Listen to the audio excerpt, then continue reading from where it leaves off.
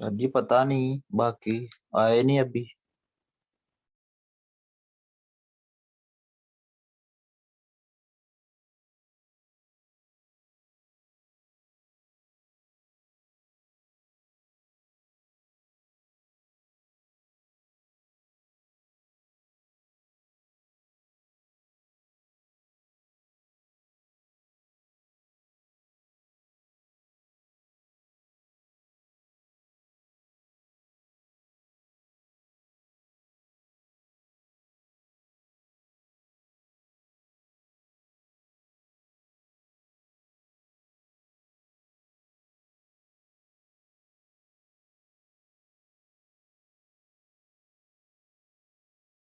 Sir आज हम आपका 11 बजे वेट करते रहे, आपने कहा था 11 बजे क्लास स्टार्ट बेटा होगी। मैं 11 बजे फ्री था। मैं फ्री था 11 बजे, बस ना वो थोड़ा सा बीच में एक काम आ गया कि नोटिफिकेशन भेजना था। चलें कोई बात। तो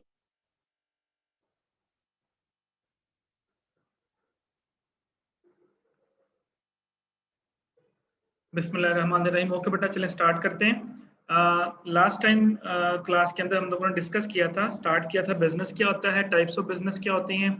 उसमें उसके बाद हम लोगों ने डिस्कस किया था टाइप्स ऑफ बिजनेस के अंदर हमने सोल प्रोप्राइटरशिप को डिस्कस किया था, पार्टनरशिप को डिस्कस किया था और कंपनी को डिस्कस किया था। उसके बाद हम लोगों ने कंपनी के अंदर डिस्कस किया था कि what does mean by agency problem and how to reduce the agency problem. जी ऐसे ही बेटा ये तक डिस्कस किया था। Yes sir. जी सर। यहाँ तक कोई प्रॉब्लम बेटा? If you want to ask any question. Sir company को दोबारा डिस्कस कर दीजिएगा प्लीज। कंपनी बेटा बेसिकली आर्टिफिशियल पर्सन होता है which is created by law. ये किसी लॉ के तहत बनती है। कंपनी के अंदर जो मैनेजमेंट होती है वो सेपरेट होती है और ओनरशिप सेपरेट होती है। यानी अगर आप सोल प्रोप्राइटरशिप और पार्टनरशिप बिजनेस को देखें तो उसमें वही मालिक होते हैं और वही मैनेजर होते हैं। यानी एक बंदा वही बिजनेस को चला रहा होता है, वही बिजनेस का मालिक भी होता है। जबकि कंपनी के अंदर जो मैनेजमेंट होती है उसको हम बोर्ड ऑफ डायरेक्टर्स कहते हैं और जो ओनरशिप होती है वो सेपरेट होती है। कंपनी के ओनर्स क्या कौन होते हैं? हर वो बंदा जो कंपनी का शेयर खरीदता है वो कंपनी का शेयर होल्डर कहलाता है, और जो कंपनी के शेयर होल्डर्स होते हैं वो कंपनी के ओनर्स कहलाते हैं। और जो मैनेजमेंट होती है बेटा उसका गोल होता है तो उसने जो शेयर होल्डर्स है उनकी वेल्थ में इजाफा करना है। वेल्थ में इजाफा कैसे होगा? अगर कंपनी अच्छा प्रॉफिट जनरेट करेगी तो आपको डिविडेंड मिलेगा। अगर कंपनी अच्छा प्रॉफिट जनरेट करेगी तो कंपनी की रेपुटेशन बढ़ेगी, और जब कंपनी की रेपुटेशन बढ़ेगी तो वो जो शेयर आपने खरीदा होगा उसकी शेयर की प्राइसेस मार्केट में इंक्रीज होंगी, और जब मार्केट में प्राइसेस इंक्रीज होंगी तो आप उनको रीसेल कर सकते हैं अपने शेयर को। आप लोगों के साथ मैंने एक लिंक शेयर किया था, मैंने कहा था उस चैनल को सब्सक्राइब कर लें, आपने किया? सर आपने लिंक नहीं था सेंड किया सर, वो फॉर्म था एक। चले मैं आपको भी एक लिंक सेंड करता हूँ, आपने उसको सब्सक्राइब कर लेना। जितने भी लेक्चर हम लोग पढ़ते हैं ना उसकी रिकॉर्डिंग जो मैं उसके ऊपर अपलोड करता जा रहा हूँ लेक्चर वाइज, ठीक है? तो अगर आपको किसी चीज की ना समझ आए तो आप वहां पे मेरा लेक्चर जो है रिकॉर्डेड भी देख सकते हैं कि हमने क्या पढ़ा था। उसमें आपको जरा अंडरस्टैंडिंग और हो जाएगी, मजीद हो जाएगी, ठीक है? ये जो हम आज जी जी सर कंपनी में पार्टनरशिप की तादाद कितनी हो सकती है मैक्सिमम? कंपनी और पार्टनरशिप की क्या बेटा, दोबारा बोले? सर एक कंपनी है ना सर, उसके सर कितने को लोग सर शेयर खरीद सकते हैं सर? मैक्सिमम कितने सर? 100 50 कितने सर? कंपनी के अंदर मैक्सिमम कितने लोग हो सकते हैं बेटा? देखें, जो तो होती है हमारी सर पब्लिक लिमिटेड कंपनी, उसमें कोई तादाद नहीं होती, उसमें जितने मर्जी लोग आ सकते जी हैं। सर। नंबर ऑफ शेयर्स होते हैं जो मार्केट में इशू किए होते हैं। फॉर एग्जांपल एक कंपनी है उसने 10 लाख शेयर इशू किया हुआ है। अब एक बंदे ने 1000 शेयर खरीदा है, किसी ने 10 खरीदे, किसी ने 15 खरीदे, तो जितने नंबर ऑफ शेयर होल्डर यानी मैक्सिमम 10 लाख लोग आ सकते हैं। अगर किसी हर ठीक एक है के सर। पास एक एक शेयर हो तो कितना हो गया? 10 लाख बंदा हो गया। और जी मेन सर। लोगों ने लॉट्स में खरीदे होते हैं, किसी ने 1000 खरीदा होता है, किसी ने 10,000 शेयर खरीदे होते हैं, किसी ने 5000 शेयर खरीदे होते हैं। शेयर होल्डर के हिसाब से बेटा नंबर ऑफ शेयर्स होते हैं जो आपके जो होते हैं ओनर्स होते हैं उसके अंदर, जो पब्लिक लिमिटेड कंपनी होती है। पार्टनरशिप के अंदर प्राइवेट बेटा में डिपेंड करता है बिजनेस की नेचर के ऊपर। मैक्सिमम जो पार्टनरशिप होती है वो 50 मेंबर्स तक जा सकती है बेटा, 50 ठीक है मेंबर्स तक जो है वो जा सकती है। सर, ये प्राइवेट लिमिटेड कंपनी में होता है? मैं एक सेकंड बेटा जरा होल्ड कीजिएगा, जरा मैं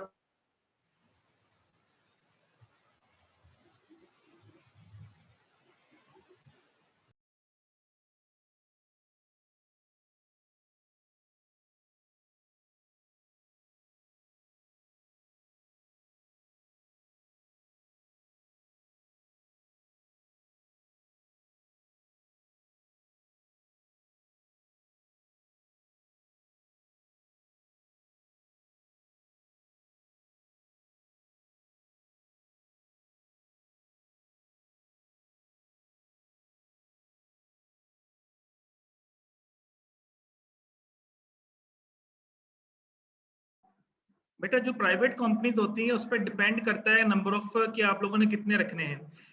जो प्राइवेट कंपनीज होती हैं वो जनरल पब्लिक जो है उसको अपने शेयर्स ऑफर नहीं करती। प्राइवेट कंपनीज के अंदर जो मोस्टली शेयर्स होते हैं, शेयर होल्डर्स होते हैं, वो उन्हीं के दरमियान शेयर्स रहते हैं जो कंपनी को रन कर रहे होते हैं। अगर प्राइवेट कंपनी जो है वो शेयर जनरल पब्लिक को ऑफर करेंगी तो फिर वो प्राइवेट कंपनी से पब्लिक लिमिटेड कंपनीज बन जाती है। तो ये भी डिपेंड करता है नेचर ऑफ द बिजनेस के ऊपर कि किस किस्म की प्राइवेट कंपनी, उसके हिसाब से आप नंबर ऑफ शेयर ले सकते हैं। क्योंकि आपका जो पार्टनरशिप, जिस तरह हमारे पास कंपनी ऑर्डिनेंस होता है, पार्टनरशिप एक्ट होता है, उसके मुताबिक बेटा आप जो है वो नंबर ऑफ शेयर होल्डर्स रख सकते हैं। लेकिन पब्लिक के अंदर कोई लिमिट नहीं होता, मतलब लिमिट नहीं होती नंबर ऑफ शेयर्स के हिसाब से आप अपने जो शेयर होल्डर्स हैं वो सिलेक्ट कर सकते हैं। लेकिन जो प्राइवेट कंपनीज होती है, फॉर एग्जांपल मैं है, मेरे साथ 10 बंदे और हैं, हम लोगों ने मिलकर कंपनी को रजिस्टर करवा लिया है। अब ये जो हम 10 लोग हैं, हम 10 कंपनी के शेयर होल्डर्स बन गए, हमने शेयर बनाए तो आपस में ही शेयर्स परचेज कर लिए। अब जिसके पास ज्यादा शेयर्स होंगे वो कंपनी का ज्यादा शेयर होल्डर कहलाएगा। फॉर एग्जांपल अगर 10,000 शेयर है, 10,000 में से 4,000 शेयर्स मेरे पास हैं, 2,000 एक के पास है, 1,000 एक के पास है, 500 एक के पास है, इसका मतलब है कि मेरी कंपनी के अंदर जो इन्वेस्टमेंट है वो ज्यादा है। तो प्रॉफिट एंड लॉस डिस्ट्रीब्यूशन होगी वो मेरे शेयर के हिसाब से उसके अंदर प्रॉफिट एंड लॉस डिस्ट्रीब्यूशन होगी। जी, इसके अलावा बेटा क्वेश्चन?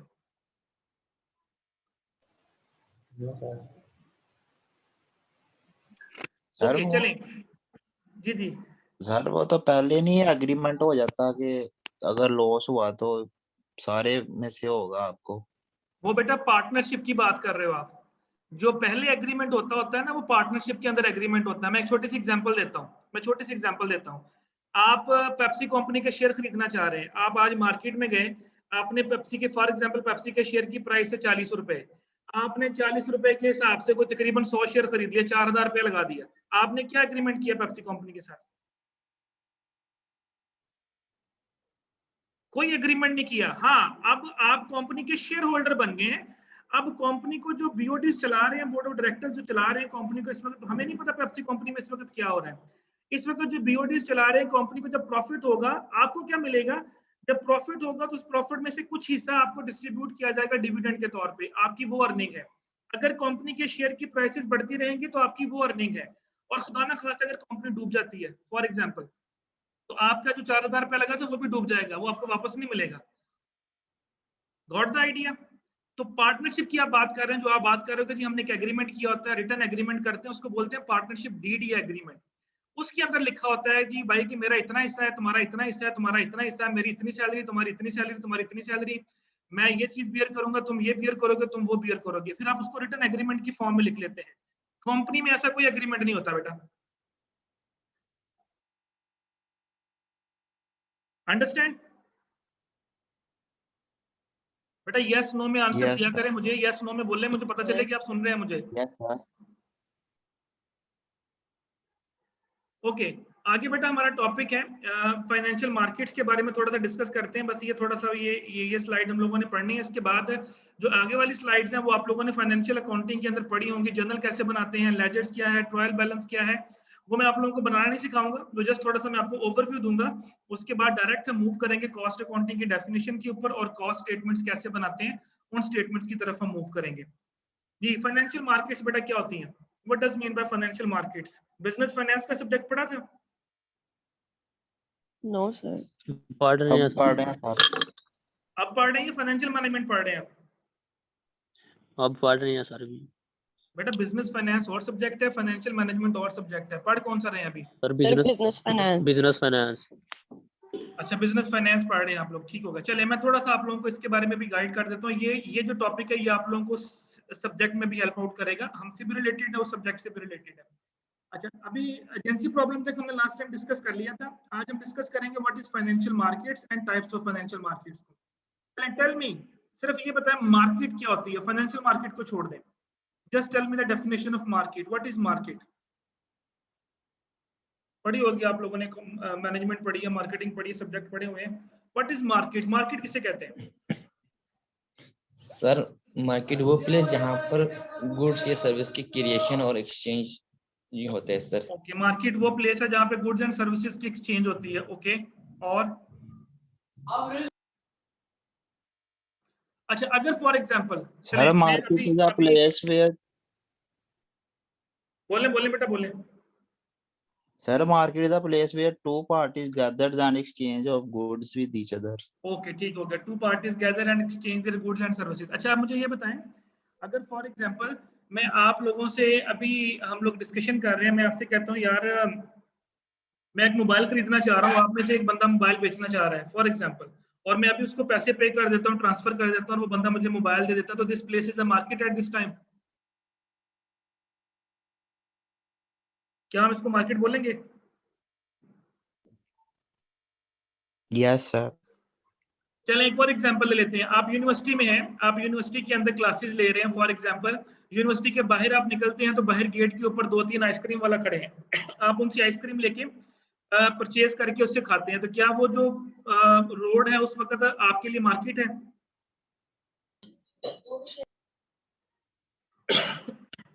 जी बेटा बोलें, पार्टिसिपेट किया करें बेटा, बोला करें, कोई इशू नहीं है, गलत सही कुछ भी बोला करें। सर वो शायद उनके लिए मार्केट और हमारे लिए तो नहीं हो सकता। नहीं देखिए बेटा, बायर भी है सेलर भी, आपने ये तो बात की है, मार्केट तो उस वक्त तक टेक प्लेस नहीं होगी जब तक बाइंग एंड सेलिंग नहीं होगी। अगर एक बंदा बेचने के लिए खड़ा है, बायर ही है ही नहीं, तो फिर वो मार्केट तो ना हुई।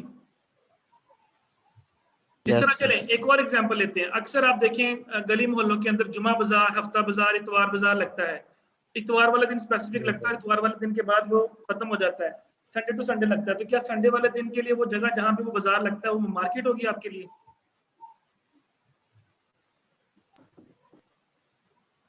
सर जिस दिन लगता ही नहीं है बाजार, सर उस दिन सॉरी सर जिस दिन बाजार लगता ही नहीं है सर, यानी कि सैटरडे वाला दिन लगता है, संडे वाला दिन लगता ही नहीं है, तो सर फिर उस दिन कौन सी मार्केट हो सकती है वहां पर? बेटा मार्केट एग्जिस्ट एवरीवेयर, याद रखिएगा, market is a mechanism through which you can sell your goods and services. Market बेटा हर जगह एग्जिस्ट करती है। हाँ ये हो सकता है कि कुछ उसकी नेचर किसी जगह पे टेम्परेरी है, किसी जगह पे उसकी जो नेचर है वो परमानेंट है, ये बात जरूर हो सकती है, लेकिन मार्केट एग्जिस्ट एवरीवेयर बेटा, ये बात ध्यान में रखिएगा। अब फॉर एग्जांपल जिस तरह भी हम लोगों ने बात की कि मैं आपको मोबाइल बेचना चाह रहा हूँ, मोबाइल खरीदना चाह रहे हैं, तो बेटा ये भी हमारे लिए एक तरह से मार्केट का रोल प्ले कर रहा है लैपटॉप। तो ऑनलाइन मार्केट भी तो होती है ना, जब आप ऑनलाइन दराज से चीजें खरीदते हैं तो वो भी आपके लिए मार्केट है। तो मार्केट बेटा आजकल Yes, की डेफिनेशन है that is market exist everywhere, it's a mechanism. Mechanism का मतलब होता है कि तरीकाकार जहां पे आप सेलिंग एंड परचेजिंग करते हैं। अगर संडे वाले दिन सिर्फ मार्केट को लगता है कपड़े बेचने वाला आता है, तो इसका मतलब है कि वो संडे वाले दिन आपके लिए मार्केट है, उस दिन वो टेम्पररी नेचर की है। आइसक्रीम वाला 1 घंटे आपके सड़क के बाहर खड़ा होता है, 1 घंटे तक वो आप आइसक्रीम वाला आपके लिए मार्केट बन चुका है, वो रोड आपके लिए मार्केट है, वहां से लोग खरीद रहे हैं, वहां पे चीजें आ जा रही हैं, कस्टमर आ रहे हैं, कस्टमर जा रहे हैं, तो मार्केट एग्जिस्ट एवरीवेयर। अच्छा हमारा जो टॉपिक है वो है फाइनेंशियल मार्केट्स। ठीक, फाइनेंशियल का मतलब होता है फाइनेंस, क्योंकि हम लोग फाइनेंस के से रिलेटेड चीजें पढ़ रहे हैं, अकाउंटिंग एंड फाइनेंस से रिलेटेड। तो फाइनेंशियल मार्केट्स क्या होती है बेटा, एनी आइडिया? सर वो मार्केट जहाँ फाइनेंशियल एसेट्स के एक्सचेंज हो सर, मसलन स्टॉक वगैरह, बॉन्ड्स वगैरह sir. The market where securities are sold and purchased. The market where securities are sold and purchased. ऐसी जगह जहां पे बेटा आप लोगों की सिक्योरिटीज की सेलिंग एंड परचेजिंग होती है, उसको हम लोग क्या बोलते हैं, फाइनेंशियल मार्केट बोलते हैं। Securities mean bond, shares, T bills, commercial paper में hundreds of papers are there. मैंने आप लोगों को शायद कंपनी के अंदर बताया भी था, बॉन्ड्स क्या होते हैं, शेयर्स क्या होते हैं। बेटा जब कंपनी को पैसों की जरूरत पेश आती है तो कंपनी मार्केट में पेपर इशू करती है, उन पेपर का नाम बॉन्ड भी हो सकता है, और bond doesn't mean that price bonds. ये मैं आपको डिटेल में पढ़ाऊंगा भी, अभी जब टाइप्स ऑफ मार्केट्स पढ़ेंगे वहां मैं आपको डिटेल भी बताऊंगा इनकी। तो बॉन्ड्स का मतलब प्राइस बॉन्ड्स नहीं है, ये एक पेपर होता है जिसपे कंपनी की स्टैंप लगी होती है और उसकी कोई ना कोई प्राइस होती है। हम वो पेपर खरीदते हैं और कंपनी को हम पैसे दे देते हैं। अच्छा मैंने यहाँ पे वर्ड यूज किया securities, where securities are sold and purchase. Security क्या होता है, शायद मैंने आप लोगों को लास्ट टाइम बताया भी था। What does mean bye security?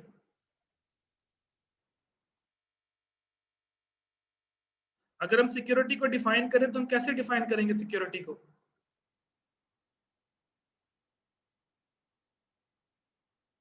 Any one of you? अच्छा चलिए मैं छोटी सी एग्जांपल देता हूँ। आप एक बैंक के पास गए, आपने बैंक से कहा I need 10 lakh rupees loan, क्या बेटा बैंक आपको 10 लाख का लोन दे देगा? नो सर, उसके पास नो तो सर, वो कुछ- पहले सिक्योरिटी लेगा सर। सिक्योरिटी मांगेगा, सिक्योरिटी की सूरत में आप क्या देंगे उसको? सर उसे हम अपनी में भी हो सकता है उसके रिक्वायरमेंट्स हो के अपने घर की रजिस्ट्री दो बिल्कुल, या प्रॉपर्टी ID दो, कार्ड घर दो, वगैरह। या गाड़ी दो, कोई चीज प्लेज करवाएंगे, दूसरे अल्फाज में हम कोई चीज Yes, अपनी sir. प्लेज करवाएंगे, ऐसे ही है। अच्छा चलेंगे, तो आपको Yes, समझ आ sir. गया। एक कंपनी मार्केट में आती है, वो आप लोगों से कहती है जी मुझे पैसों की जरूरत है, मैंने पैसे इकट्ठे करने हैं।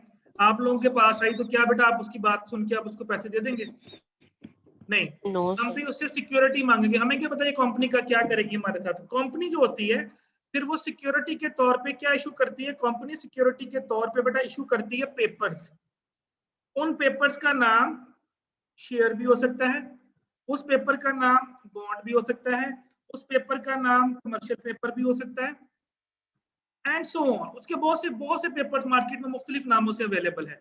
इन सब पेपर में सिर्फ शेयर एक ऐसा पेपर है जो आपको ऑनरशिप देता है, जो लास्ट टाइम भी मैंने बताया था कंपनी के अंदर कि अगर आप शेयर का पेपर खरीदेंगे तो आप कंपनी के ऑनर कहलाएंगे। इसके अलावा मार्केट में किसी भी नाम से कोई भी पेपर अवेलेबल है, अगर आप उसको खरीदेंगे तो उसके ऊपर आपको ऑनरशिप नहीं मिलेगी। शेयर खरीदेंगे तो प्रॉफिट में से डिविडेंड मिलेगा, इसके अलावा कोई भी पेपर खरीदेंगे तो आपको इंटरेस्ट मिलेगा, इसके अलावा आपको कोई चीज नहीं मिलेगी। तो इसका मतलब ये हुआ, अगर हम सिक्योरिटी को डिफाइन करें तो सिक्योरिटी का मतलब होता है बेटा acknowledgement of funds. Acknowledgement of funds का मतलब होता है एक्नॉलेज करना कि यार मैंने फलां बंदे से पैसे लिए हैं, मैं ये एक्नॉलेज करता हूं कि मैंने फलां बंदे से पैसे लिए हुए हैं, that is called acknowledgement of funds.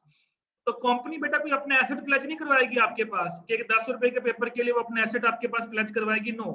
Company आपको सिक्योरिटी के तौर पे कोई पेपर देगी, वो पेपर लीगल पेपर है, यानी शेयर लीगल होगा, बॉन्ड लीगल पेपर होगा, कमर्शियल पेपर एक लीगल पेपर होगा, आप उसको चैलेंज कर सकते हैं, कंपनी भाग नहीं सकती। तो जब भी हम सिक्योरिटीज की बात करेंगे तो सिक्योरिटीज का मतलब है कि I am talking about all the papers, मैं सभी पेपर्स की बात कर रहा हूं, उसमें बॉन्ड्स भी आ जाएंगे, उसमें शेयर्स भी आ जाएंगे, उसमें कमर्शियल पेपर्स भी आ जाएगा। तो फाइनेंशियल मार्केट्स क्या होती है? ऐसी मार्केट जहां पे सिक्योरिटीज की सेलिंग एंड परचेजिंग होती है, यानी वो जहां पे बॉन्ड्स बिकते हैं, शेयर्स बिकते हैं, कमर्शियल पेपर्स बिकते हैं, जहां पे फाइनेंशियल, जिस तरह अभी किसी ने बताया था कि फाइनेंशियल एसेट्स की सेलिंग एंड परचेजिंग होगी, those markets are called financial markets. Understand बेटा, डेफिनेशन समझ आ गई फाइनेंशियल मार्केट्स की? Yes sir. ओके, Yes, अब हम sir. डिस्कस करते हैं इसकी टाइप्स को कि किस तरह की मार्केट में किस तरह के पेपर मिलेंगे। ये जो लास्ट स्लाइड के अंदर लास्ट टॉपिक है हमारा, टाइप्स ऑफ फाइनेंशियल मार्केट। जी बेटा, इसकी 5 टाइप्स हैं। The first type is called primary market.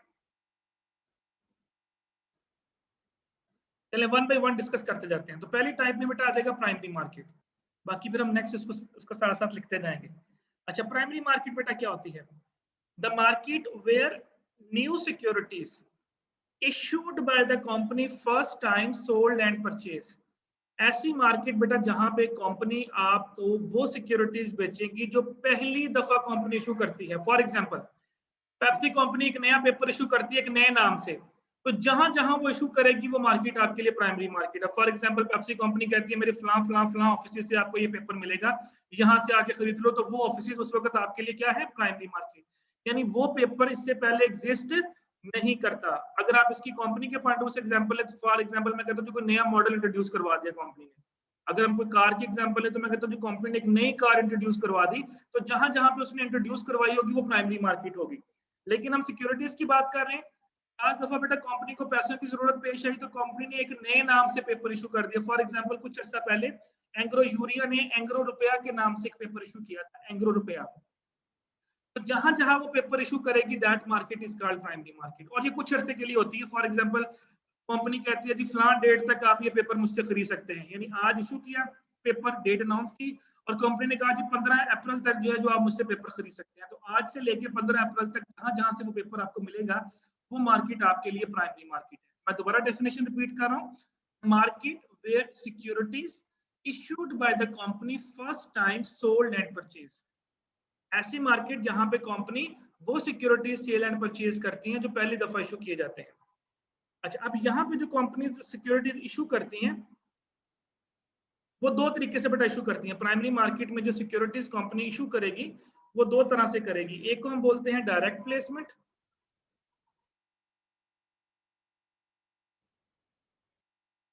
और एक को हम बोलते हैं इनडायरेक्ट प्लेसमेंट।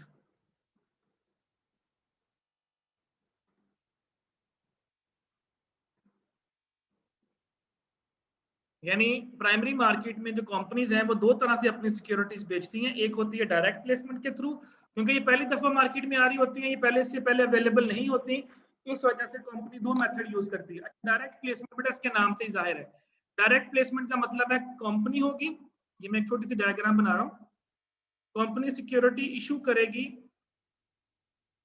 आईपीओ के ऊपर और डायरेक्ट मिलेगी इन्वेस्टर को, यानी हम लोगों को। डायरेक्ट प्लेसमेंट का मतलब है कि कंपनी दरमियान में किसी भी मिडल मैन को इस्तेमाल नहीं करती बेचने के लिए, यानी किसी ब्रोकर का सहारा नहीं लेती। कंपनी कहते हैं कि मेरे फलां जगह पे ऑफिसेज हैं, आप आए और मुझसे आके डायरेक्ट परचेज कर लें, that is called direct placement. अच्छा, मैंने यहाँ पे एक वर्ड यूज किया आईपीओ, दिस इज कि कंपनी जो है वो आईपीओ के ऊपर डायरेक्टली इन्वेस्टर को बेचती है। बेटा आईपीओ स्टैंड फॉर, कभी सुना हो नाम जी, कभी नाम सुना हो बेटा? मेरा ख्याल है कि आप लोग सो रहे हैं शायद। No sir. बेटा फिर यस नो में आंसर देना कि सर नहीं सुना, दैट्स इट, बात खत्म होगी। मैं बता दूं, अगर आप बोलते नहीं है तो मुझे ऐसे लग रहा है नेक्स्ट क्लासेस के अंदर मैंने आप लोगों की वीडियोस ऑन करवा लेनी सबकी, फिर वीडियोस ऑन करके आप लोग क्लास लेंगे। इंटेलेक्चुअल प्रॉपर्टी ऑर्गेनाइजेशन, जी सॉरी, दोबारा बोलें बेटा। Sir intellectual property organization. और नहीं बेटा, मैंने लिख दिया है, आपने देखा नहीं मैंने क्या लिखा आगे, ये देखो मैंने लिखा हुआ है। IPO stand for initial public offer. जी बेटा, इनिशियल पब्लिक ऑफर का मतलब होता है the first price of the security, इसको बोलते हैं first price of the security.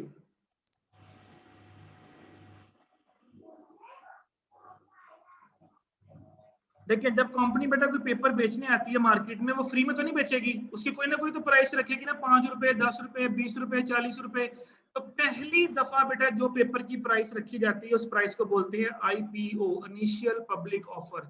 तो कंपनी जो है, फॉर एग्जांपल इस तरह एंग्लो यूरिया ने, एंग्लो रुपया ने 10 रुपए के हिसाब से वो पेपर बेचा था, तो वो जो 10 रुपए थे वो उसकी आईपीओ प्राइस थी। बाद में ये प्राइसेस तो चेंज होती रहती हैं मार्केट में डिमांड एंड सप्लाई के हिसाब से। अगर किसी कंपनी के पेपर की डिमांड बढ़ जाए तो प्राइसेस इंक्रीज भी कर सकती हैं, प्राइसेस डिक्रीज भी कर सकती हैं। मैंने आपको कैपिटल गेन का वर्ड बताया था, जब आप किसी कंपनी का शेयर खरीदते हैं तो शेयर आपको दो तरह से प्रॉफिट देता है, एक तो उसके ऊपर आपको डिविडेंड मिलता है, दूसरा उसके ऊपर आपको कैपिटल गेन मिलता है। तो कैपिटल गेन क्या था? Increase in the prices of share.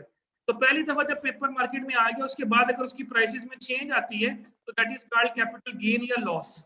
बढ़ेगी तो कैपिटल गेन होगा, अगर प्राइस कम होगी तो कैपिटल लॉस होगा। तो डायरेक्ट प्लेसमेंट में बेटा क्या होता है कि कंपनी जो है वो डायरेक्टली इन्वेस्टर, यानी मीन हम लोग, इन्वेस्टर का मतलब हम लोग हैं, हम लोगों को डायरेक्टली कहती है कि भाई ये प्राइस है 10 रुपए, आके मुझसे खरीद लो। This is called direct placement.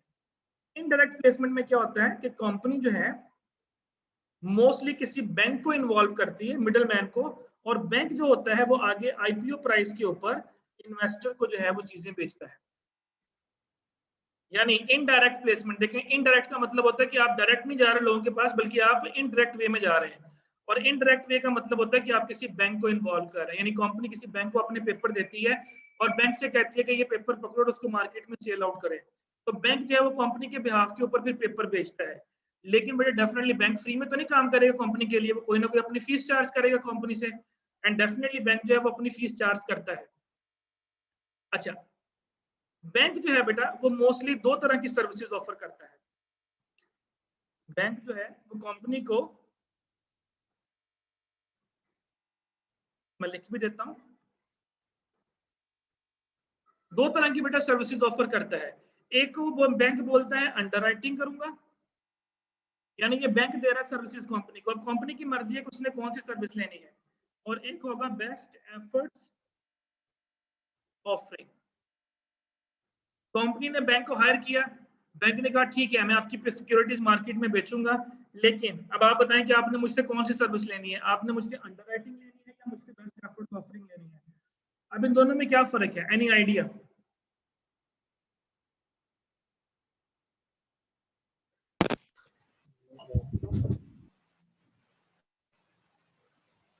बेटा any idea about best efforts offering and underwriting, इन दोनों सर्विसेज में क्या फर्क है?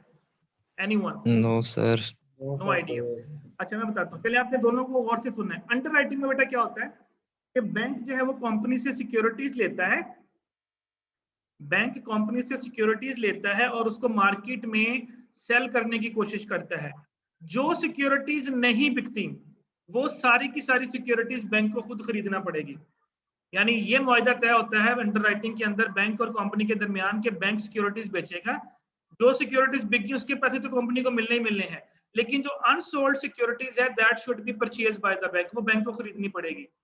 अब इसमें रिस्क कंपनी बियर कर रही है या बैंक बियर कर रहा है? Bank sir. कौन बियर कर रहा है? बैंक। बैंक बियर कर रहा है, बिल्कुल। क्योंकि अगर एक भी सिक्योरिटी ना बिकी, सारी की सारी किसको खरीदनी पड़ेंगी? बैंक को खरीदनी पड़ेगी। लेकिन बेटा क्वेश्चन यहाँ पे ये राइज होता है कि बैंक इस किस्म की सर्विस क्यों लेगा? लेकिन बेटा जब बैंक परचेज करेगा तो बैंक परचेज करेगा लेस देन आईपीओ प्राइस।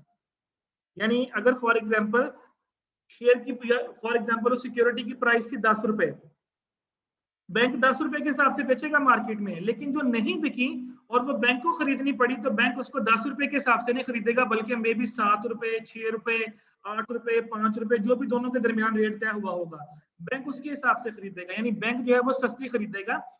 अच्छा, इसमें कंपनी को लॉस हो रहा है। कंपनी को लॉस ये हो रहा है कि जो चीज 10 रुपए की बिक रही थी वो 8 रुपए की बिक रही है। लेकिन दूसरी तरफ बेटा कंपनी को ये फायदा भी तो हो रहा है ना, अगर वो खुद बेचती तो एक भी नहीं बिकनी थी। जहां पे अगर 1 लाख रुपए इकट्ठा होना था वहां पे 80,000 रुपए मिल रहे हैं, तो कम से कम कुछ ना कुछ तो पैसा कंपनी को मिल ही रहा है ना पर बिजनेस को रन करने के लिए। लेकिन नो डाउट इसमें जो रिस्क है वो फेस करना पड़ता है बैंक को, क्योंकि बैंक को सारी की सारी सिक्योरिटी भी खरीदनी पड़ सकती है। लेकिन बेटा जो बैंक है वो सारी की सारी सिक्योरिटी खरीदनी भी पड़ जाए तो बैंक उसको एग्जैक्ट प्राइस पे नहीं खरीदेगा, बल्कि लेस देन आईपीओ प्राइस पे खरीदेगा। यानी अगर प्राइस सिक्योरिटी की 10 रुपए है तो बैंक में भी उसको 8 रुपए में या 7 रुपए में खरीदेगा। गॉट इट बेटा? अंडरराइटिंग समझ में आ गई? जी सर। Yes sir. Okay, best efforts offering बेटा। बेस्ट एफर्ट्स ऑफरिंग के अंदर बैंक क्या करेगा? बैंक आपसे सिक्योरिटीज लेगा और उसको मार्केट में सेल करने की कोशिश करेगा। जो सिक्योरिटीज बिक गई वो भी कंपनी की, और जो ना बिकी वो सारी की सारी सिक्योरिटीज कंपनी को वापस कर दी जाएंगी।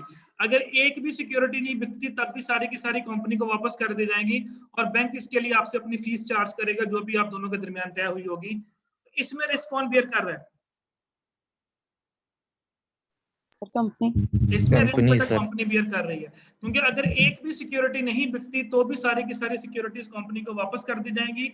और बैंक जो है देखिए, बेस्ट एफर्ट्स ऑफरिंग में अपनी बेस्ट एफर्ट्स लगाऊंगा, कोशिश करूंगा बिक जाए, अगर ना बिकी तो भी आपको ये वापस कर दी जाएगी। दिस इज बेटा प्राइमरी मार्केट, जहां पे आपको वो सिक्योरिटीज मिलेंगी जो कंपनी पहली दफा इंट्रोड्यूस करवाती है, वो सिक्योरिटी मार्केट में पहले एग्जिस्ट नहीं कर रही होती। जी बेटा, इसमें कोई problem? No sir. Okay, second type of market एक और पढ़ते हैं, उसके बाद हमारा ये खत्म हो रहा है बेटा, ये वीडियो भी हमारी एंड होने वाली है। ओके, सेकेंड टाइप है बेटा हमारे पास सेकेंडरी मार्केट।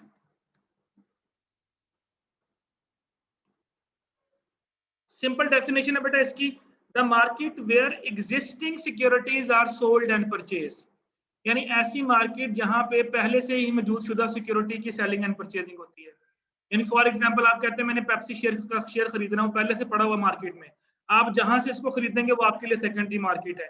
जब प्राइमरी मार्केट में कंपनी सिक्योरिटीज बेच के चली जाती है तो वही प्राइमरी मार्केट उसके बाद क्या बन जाती है? सेकेंडरी मार्केट बन जाती है। यानी आपने सिक्योरिटीज खरीद ली, उसके बाद मैंने आपसे खरीदने के लिए आ गया तो मैं आपके लिए सेकेंडरी मार्केट बन जाऊंगा जहां पे वो बेचेंगे। तो market where existing securities are sold and purchase. आज मार्केट में जो भी पेपर जिस भी नाम से अवेलेबल है, जो जो अवेलेबल है मार्केट में एग्जिस्ट कर रहे हैं, अगर आप उसको खरीदेंगे, जहां से आप खरीदेंगे वो आपके लिए क्या होगी? वो आपके लिए सेकेंडरी मार्केट। अंडरस्टैंड बेटा? Yes sir. थर्ड मार्केट है बेटा हमारे पास money market.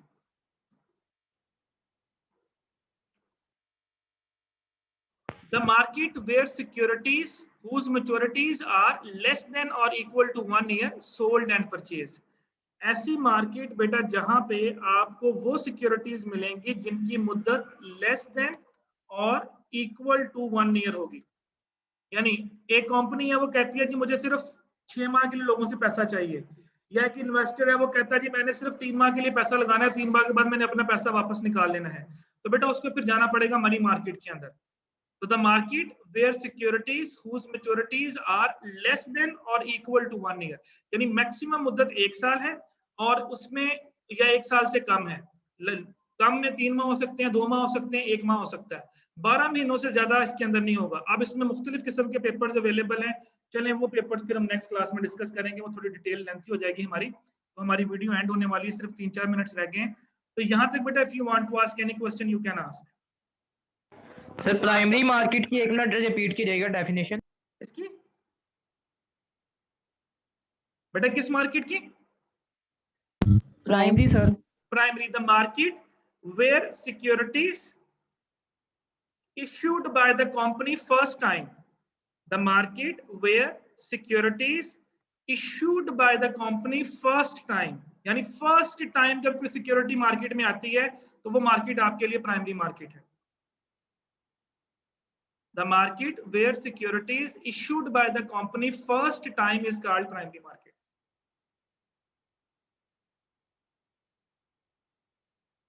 Sir money market की भी कीजिएगा। मनी मार्केट बेटा द मार्केट, ये देखिए मैंने आगे लिखा भी हुआ है, the market where securities whose maturities are less than or equal to 1 year.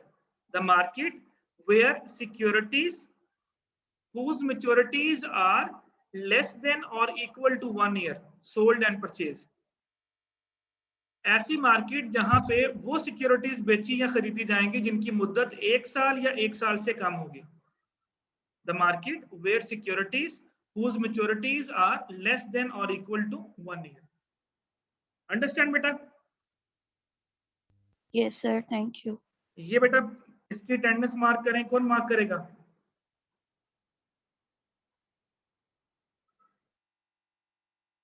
Sir 8 लोग कर हैं बेटा लिया। मेरे पास, इन 8 लोगों के रोल नंबर्स मुझे सेंड कर दे कोई एक बंदा, ठीक है? मैंने बस स्क्रीनशॉट भी ले लिया है। जो लोग रेगुलर रहेंगे मेरे साथ they will get the benefit इंशाल्लाह बेटा in the exam.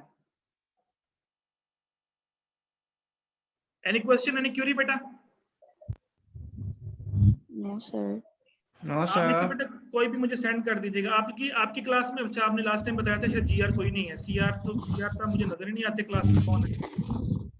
Sir CR शायद वो किसी काम से गए हैं, उनका स्टेटस देखे हैं। चले बेटा आप मुझे ना इनके रोल नंबर सेंड कर दीजिएगा, आप में से कोई भी सेंड कर दीजिएगा, ठीक है?